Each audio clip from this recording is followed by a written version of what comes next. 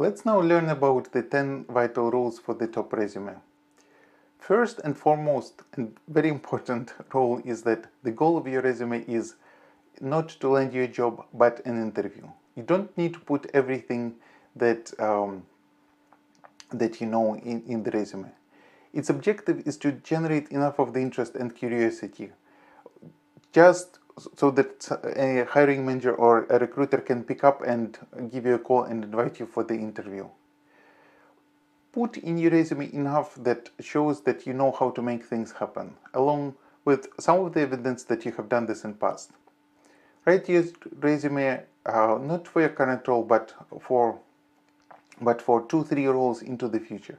It will take you a lot longer to do it, but you do it once, and then all of the effort and the energy that you have put in your resume will work so very well for you.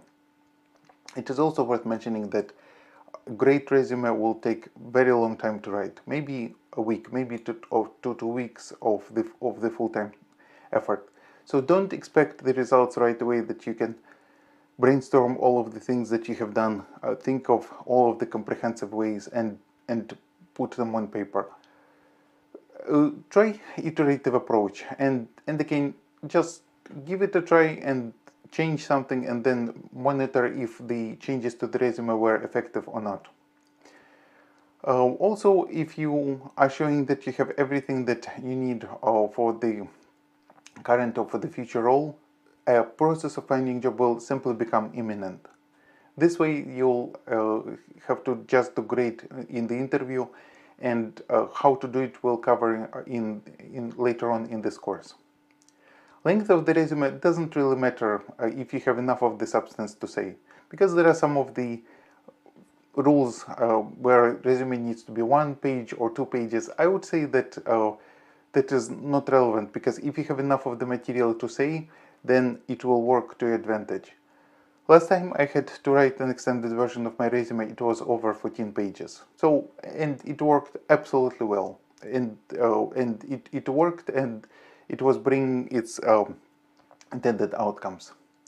Sometimes you may need different formats of your resume. For example, if you may be working for a consulting company and responding to a client's proposal, you may need just 1-page summary of your qualifications in a very specific format, along with your skills at one of the sites. But we won't cover that in this course. Another technique is that you need to write the resume in the language that is appropriate for your industry. Don't expect the feedback from someone who has no clue about your industry or its dynamics. For example, if you're an engineer, don't expect the feedback of somebody who has been an English major and knows nothing about the engineering. A phrase that will sound perfectly fine from the perspective of the English language could and will likely make no sense from the perspective of the engineering. So accept the feedback from those who know your industry, or at least have dealt with your industry. Sometimes you may need to prepare a cover letter if it is in the requirements of the position. Be concise, elegant, and straight to the point. Those who are reading your cover letters and resumes are very, very busy people, and they'll very appreciate if you're saving if they're saving your time. And if the cover letter is not mandatory, I wouldn't recommend it, because the time that the recruiter will be spending on your resume, they can likely spend on your cover letter.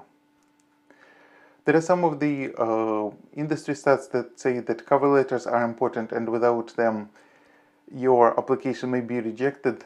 Yet again, I just don't believe and don't quite often see how the 6 seconds that professional recruiters have to review the candidate's profile, they can spend both on the cover letter and on the resume, especially if the cover letter is long enough.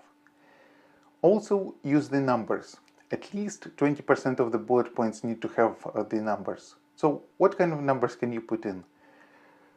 Number of revenue that you have increased, number of dollars that you have brought in perhaps your sales role, number of team members that you have managed, number of business processes that you have improved. So any of the quantification that you have, because the quantification does 2 things.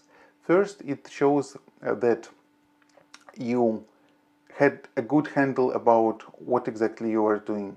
Second, it shows that you knew exactly how the effort that you have put forward, what kind of difference has it made, and therefore by calibrating the effort and making it a little bit more, you'll know how to make the difference that you accomplish much bigger.